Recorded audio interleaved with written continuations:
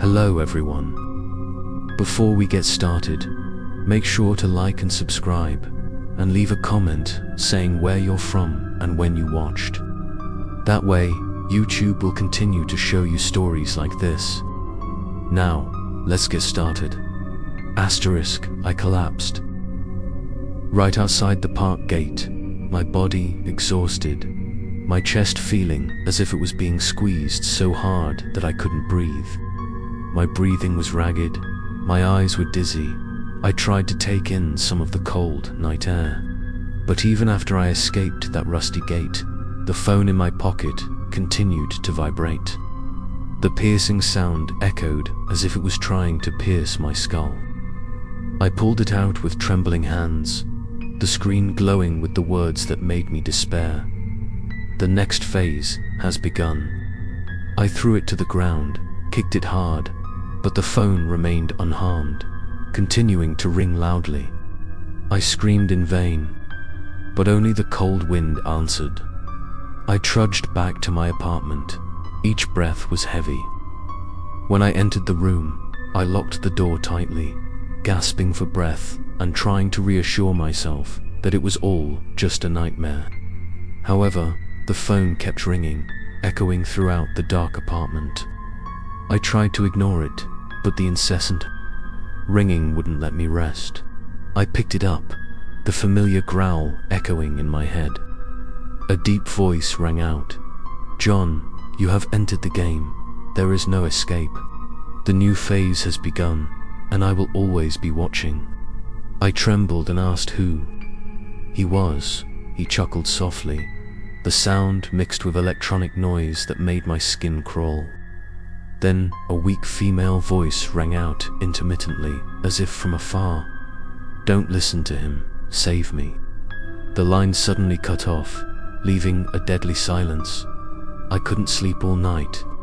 The light from the phone screen was reflected on the ceiling, making my shadow sway as if someone was lurking.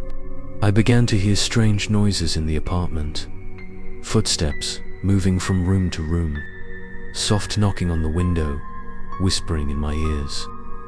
I rushed to turn on all the lights, but the bulbs flickered repeatedly and then went out, leaving the room in complete darkness. When the only light left was the phone, I knew I was completely trapped in this game. The next morning, I went to find Daniel. His face paled as I recounted the night of terror. Daniel told me I had to find out the root of that number. Rumor had it that it belonged to someone who had died unjustly in a bus fire years ago, and whose spirit could not be released, haunting his last phone number. Anyone who received the call would be drawn into the game until the spirit was freed, or a new victim died in his place.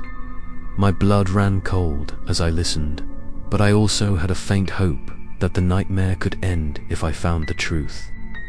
Daniel warned me that many people had tried to investigate, but no one had returned. At night, I decided to try again. I sat in my room, placed the phone in front of me, and waited. At exactly 12 o'clock, the screen lit up and red text appeared. "Phase 2 begins in your own home." My heart skipped a beat, my eyes darting around the small apartment. The bedroom door opened slightly, the hinges creaking like an invitation. I trembled as I approached, holding the phone as my last protection. As I entered, I saw black, wet handprints on the wall, sliding down to the floor. I stepped back, but the phone rang, a female voice whispering, "Find where he hid me." I stammered, "Where?" But the voice only let out sobs. The phone displayed a new line. "There is a door in the apartment that you have never opened." I was startled, immediately remembering the small cellar behind the kitchen, a place I had never noticed. The cellar door was old, covered in thick dust. I trembled as I pulled. The latch, the musty smell rushed straight to my nose. Inside was dark, the wooden stairs leading down deep.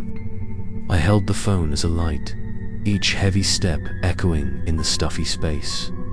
At the end, I saw a small, cold room with mottled walls.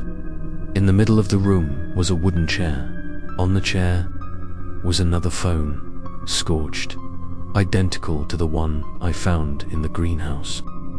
The screen also lit up, showing the words, "Welcome to the next stage."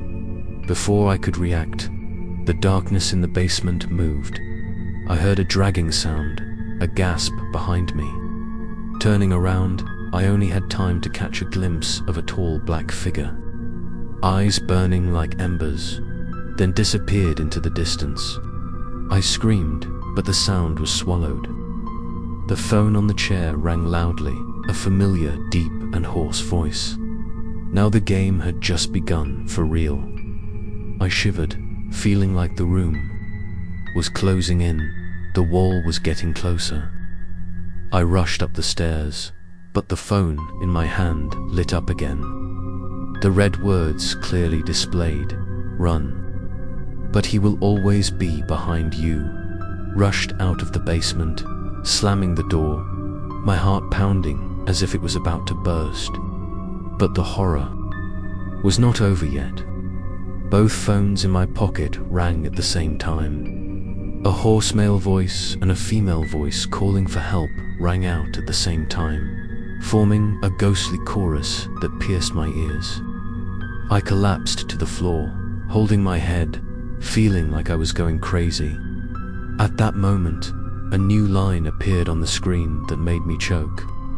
The next phase will begin as soon as you close your eyes to sleep. End of part 5.